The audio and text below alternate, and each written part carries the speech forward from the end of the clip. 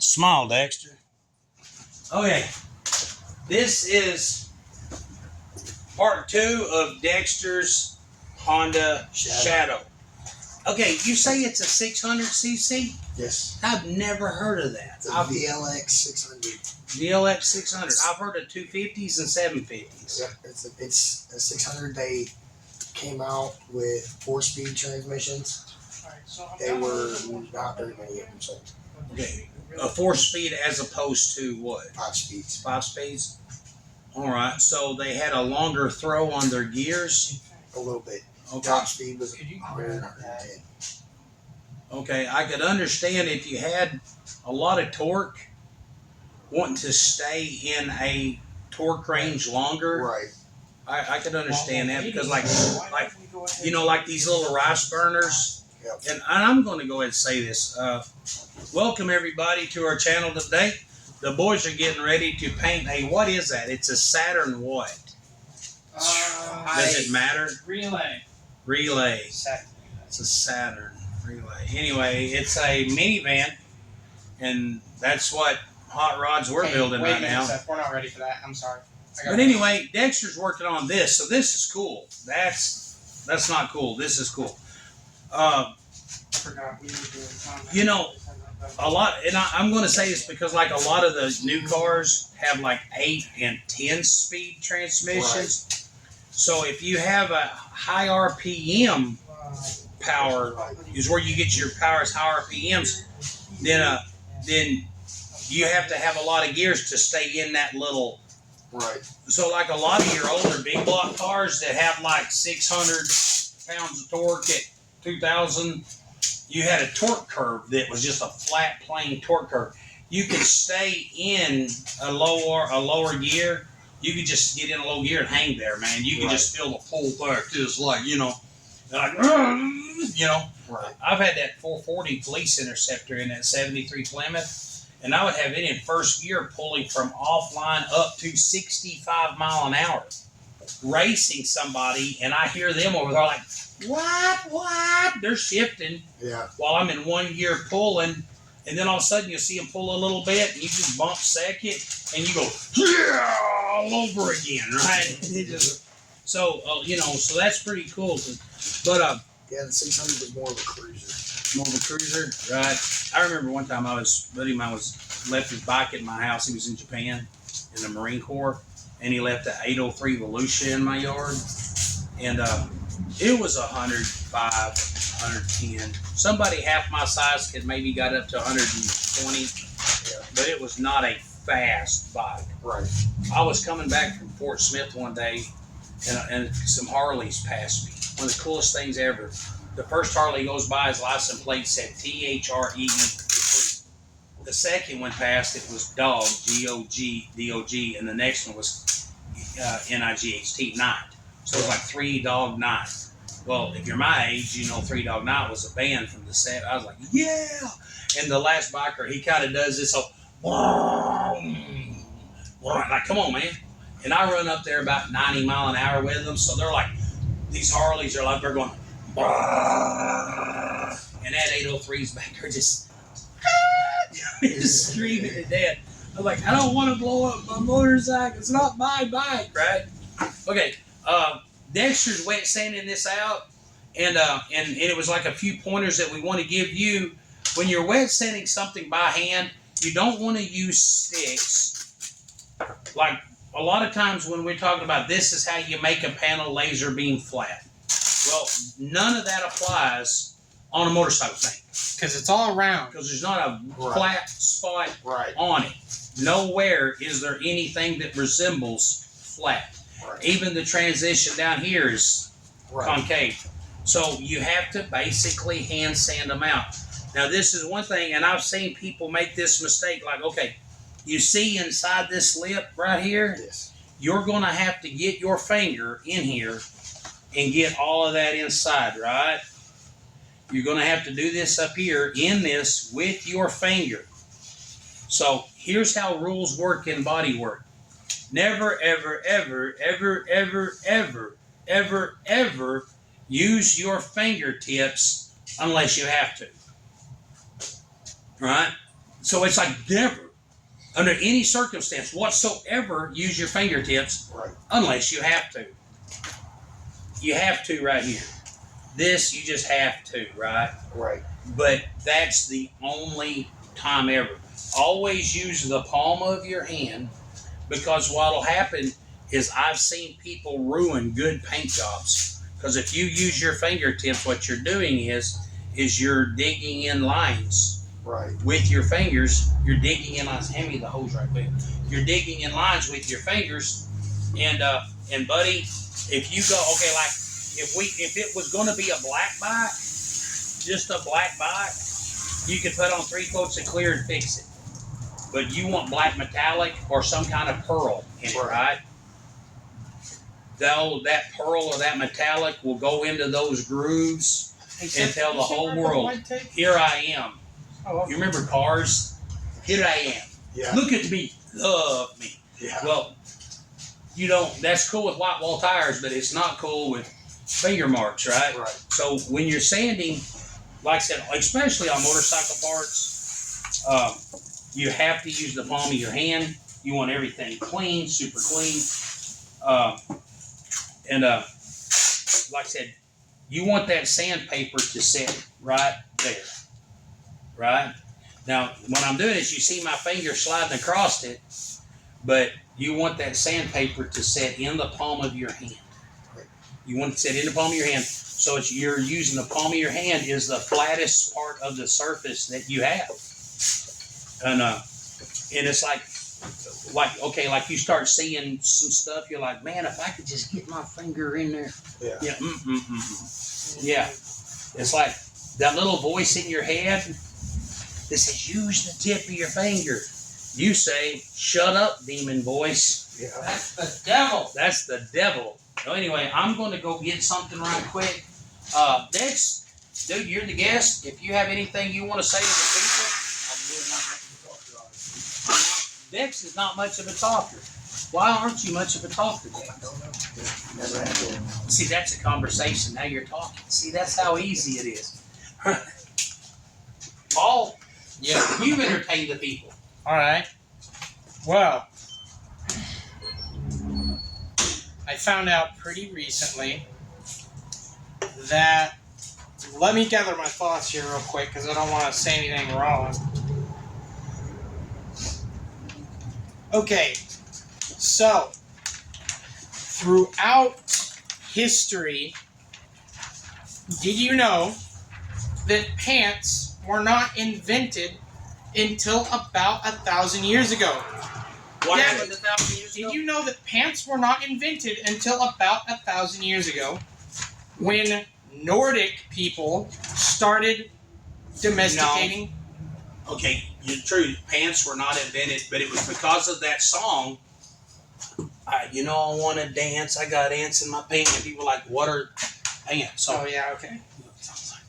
Well, no. The thing is, wait, how old thing? I'm gonna get used to this. oh wait a minute. No, I'm listening. Pants were not invented until. If we put Here, give me a second. I'm gonna take care of something real quick. Yeah. I was looking at those last night. I was looking at the metallics last night. What we're gonna do is that was one of the colors that I like. what we're gonna do is we're just gonna go base black. Then we're gonna mix this in our first coat of base maker. We're just gonna fog a little bit on, and when you say that's enough, then we'll stop. All right. And put 2 coats of clear over that. Will that be cool? Yeah. All right, on. Works for me. Okay, pants were invented by Norwegian goat farmers. Well, they were invented by the Scandies and the Nords in order to ride horses without, The wind blowing up their skirts. without having to, hook up a cart and ride in the cart while the horse pulled. Like chariots. It was a nomadic practice. Yeah, you can go ahead and keep away saying it, dude. Because You're on candid camera. because like, yeah, the Romans had domesticated horses, but they all rode around in chariots and carts and stuff. Mm-hmm. See, the Nords didn't want to have to deal with that because they lived nomadically back then. But this is while the Roman Empire was still a thing. So this is before Vikings and all that. So they invented pants for the sole purpose of I need to be able to ride my horse whenever, like at a moment's notice, I need to hop on the back of a horse. So basically, that was the invention of the cowboy. Yep. Right on. The invention of the cowboy was Scandies and Nords about 1,000 years ago when the Roman Empire was still around. It's crazy making up slurs for those people like that so you can talk about their history. They are. Have you ever woke up and somebody called you a Scandi? No, man. No. Well, I believe a man get his butt. At least I don't go around calling them barbarians. Right. I That found would out. make me upset. No, I found out something about the term barbarians. Yeah. When we hear the term barbarian, right, Right. we believe it means like a Conan figure, kill, right? Right. Actually, the term barbarian comes because when the Romans went into Northern Europe and they encountered who they called to be barbarians, they were talking about this uncultured, uneducated group of people they had encountered who sound like sheep baying. Ba, ba, ba was how they heard them speak. Oh. Kind of like we hear, when you hear Chinese or Japanese, when you hear Chinese culture, right? Right. All you pick up is that twang eye, right? Yeah. So you think that all they're saying is Yeah. and they're not. Because it's so alien to me. I can't understand any of the subtleties that make up the language. Yes, I could listen to Japanese people talk for the rest of my life and never capture a word. Right? Yep. Okay, so when the Romans came into Europe, the only thing of the European language that they understood was the ba sound. Right. And so they said they baw like sheep. They are the barbarians. Right. You know? Oh. There was no Krug kill to it. No, it was. You know, I mean, that might have been what they were saying, But it was. but it was not what they were hearing. Right. And knowing is half the battle. But the thing is, pants didn't go across the European continent into China until way later. Pretty much everyone wore tunics until like about 500 years ago. Really? Yeah. You look at the Imperial Guard from the Ming Dynasty, they had tunics because, like, you know, again, they weren't so nomadic. They didn't ride on horseback as much. Yep. They had chariots and, well, it's China. Of course they had the most beautiful, delicate chariots ever because, like, nothing in China can be simple. No. Or at least it couldn't have been back then. And I'm so glad we watched that video the other day about what the history of Chinese religions. Yes. And that belief in a one true God that created the heavens and the earth in 6 literal days predates Taoism, Confucianism, and Buddhism by 1,000 years. Yeah. 1,500 years. It was nuts, man. Well, one thing that's so crazy is atheists say all the time that, you know, oh, people have been around for 100,000 years. When, like, as a Christian, right, I'm just going to flat out say it, all of our history so conveniently fits into 500-year time frames, 100-year time frames. Yeah. And you can get, like, there's so much history packed into any given single year. But, like, they all fit within that 6,000 year period so well. Yep. It's almost like that was on Well, it's purpose. really weird. Every culture, every major civilized culture on the planet, right? Right. Basically has a flood that happened 4,500 years ago, and now here we are. Yep. Every one. Okay, now Even the Aztecs. Yeah, even Aztecs have. And they haven't been around for 1,000 years. Yes, 4,500 years ago there was a flood. Now here we are. It's pretty much every history on the planet, but now modern people are like, well, this civilization was 15,000, 30,000 years ago. Well, it's funny you're saying they are around 30,000 years ago because their history teaches 4,500 years ago there was a flood, and now here we are. Yeah. You know, man, that's one reason I want to keep, when we get through today, I want to put, and we're actually watching the video. Hey, everybody. Yeah, we are big Charlie Kirk fans. Cliff Knichel fans. And Cliff Knichel fans. Not so much, but we like the teachings of Kent Hovind. Yeah, he's a nut.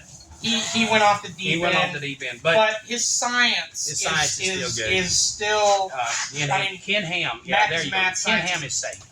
You can introduce a stranger to Ken Ham and be safe, right? Yeah.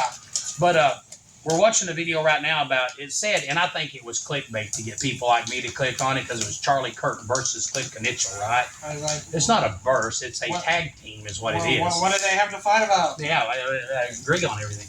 But, and if anybody is listening, I want to put $100 on 50 to 1 odds. 50 to 1 odds. I want to put $100 down on Jake Paul. I want to put $100 that Jake Paul is just going to beat the poop out of Mike Tyson. Are you serious? Yeah. You know what? I think Jake Paul might have made a deal with Satan. I'm not even joking. Let the records show. I think Jake Paul is Satan. So if Jake Paul wins, it's because he was helped by the power of Beelzebub. Dude, it's Mike Tyson. Right. Mike Tyson's going to be able to kill someone with his bare hands until he's 90. Yeah. He's also in better shape now than he was when he was actually boxing. Okay, no, he can't be. Because he's 60. A 60-year-old man can be in better shape than he was 5 or 10 years ago, but he can't be in better shape than he was in his 20s. You know what I'm saying? Yeah, Just I get that. Can't. Yeah, I get that. Because time, I mean, he's in, oh my gosh, he's in incredible shape. He needs to be the star of the next Expendables movie. Yes. But it's because he's like Terry Crews. Terry Crews is a freaking machine. Mm. He's also in his mid-50s, late 50s, and he's just getting this, you know. Now, I would like to see that fight. Terry Crews versus Jake Paul. That might actually be a fight.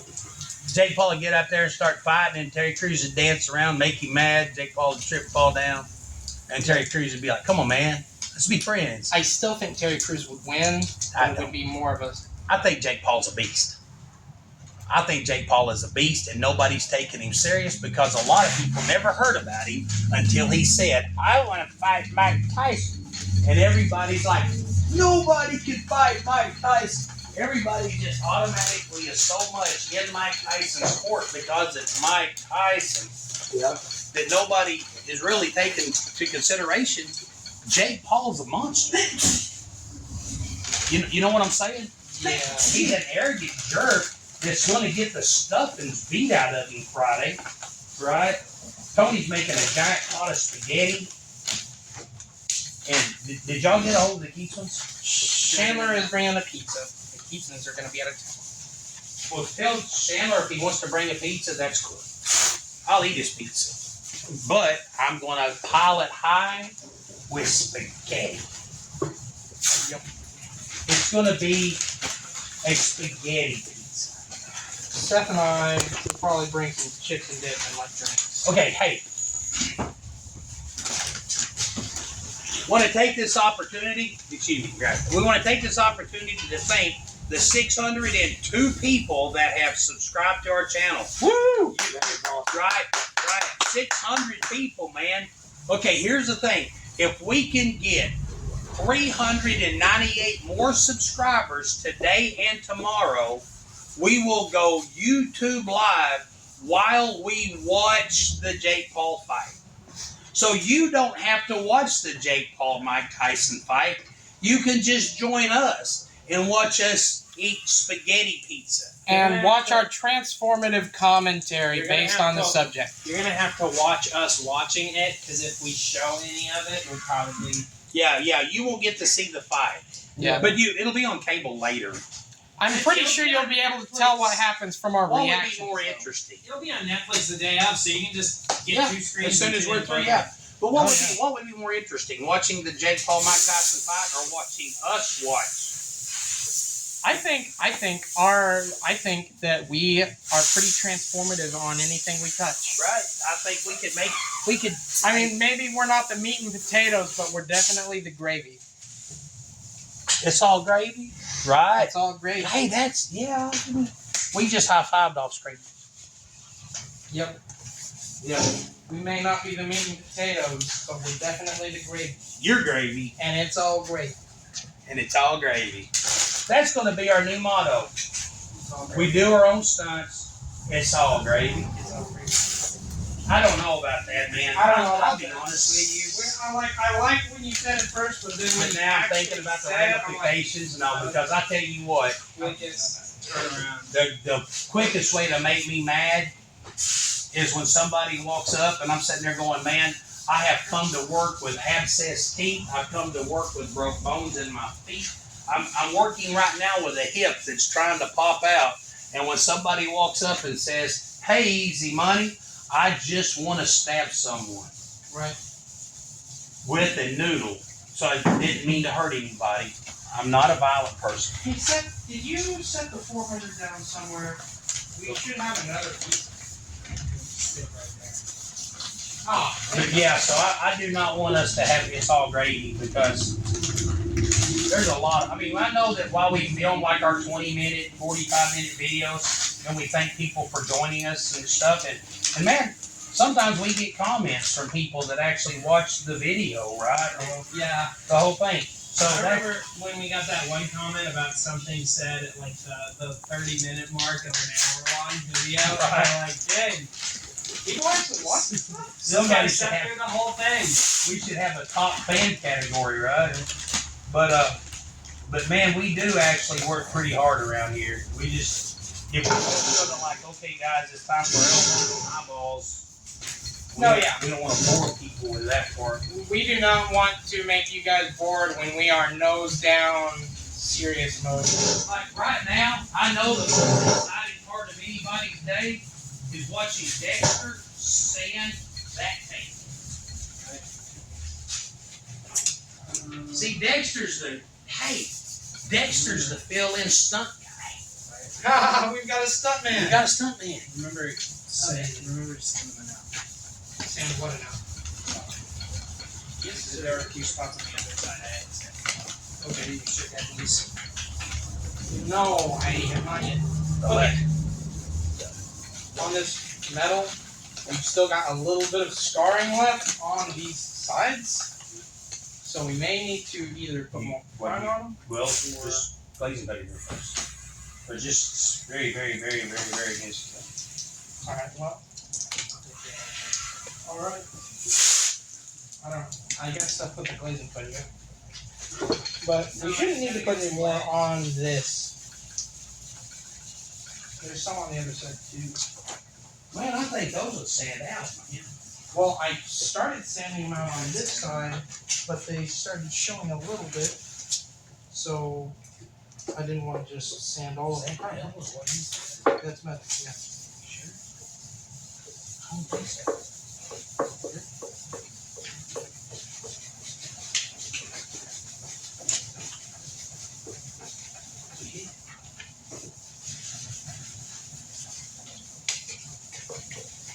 Yeah, sorry, we stopped talking. We had to lock in for a minute.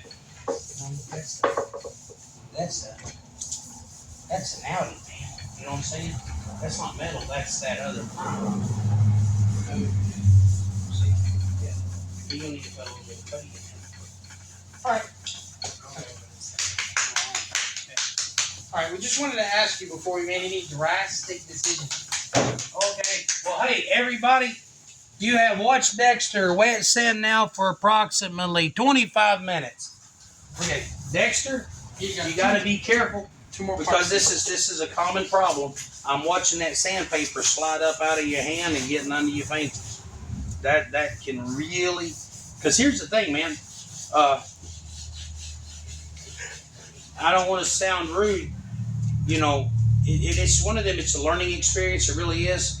But any flaw that leaves on here is going to be your fault. So, and I tell you what, when one thing you learn about flaws is you realize, man, if I would have just been a little more careful, if I'd have took a little more time, right? So keep that under your palm, right? If it comes up to like here, that's not a carnal sin, but don't let that happen, okay? Keep it under the palm. Keep it under the palm, like martial arts. Keep it under the palm, like under the palm, right? Wax on, wax off. Yeah, this is a family-friendly channel. We talking about whacking off on our channel, dude. Oh gosh, guys, you have a guest person one time, but We're no. gonna lose all our sponsorship. How does someone whack on? Do what? How does someone whack on? It's I'm let's gonna not have to answer that. Let's not answer that. I'm pretty sure we could come up with a derogatory answer. Probably. But anyway, thank you for joining us today. Dexter's going to get all this stuff wet and sanded out tomorrow while the boys are finished putting this Saturn whatever turd thing together. We're going to paint some motorcycle paints. So thank you for joining us tomorrow. Join us again. We're going to spray some black, and it's not going to be just black. A while ago, if you'll notice, I sprinkled some stuff in Dexter's hand. You seen that happy look in his eyes? Yeah, so this is going to be stunning. This is going to be the best looking Honda Shadow in town. Yeah. Right? Yeah. So it's going to be a beautiful, beautiful bike. So thank you for joining us. Dexter, you want to tell it? Okay, hold on.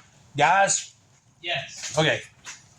Say your prayers, read your Bible, take your vitamins, drink plenty of water, shut all electrical devices off 30 minutes before you go to sleep, especially, man, like Roku. If you leave Roku on, like Pluto channel, and so you leave Pluto on, and all of a sudden it's like, are you there? Are you there? And it shuts off. It's got this most annoying sound it makes. Yes. Wakes you up angry. I'm like, and that's my alarm in the morning, because my wife watches murder mysteries at night, and then about 5:30 in the morning,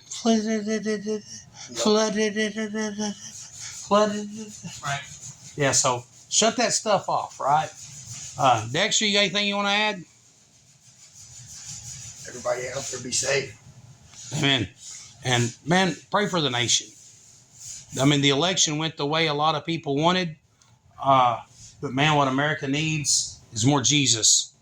So pray for the nation. And anyway, love y'all, and we'll see you tomorrow.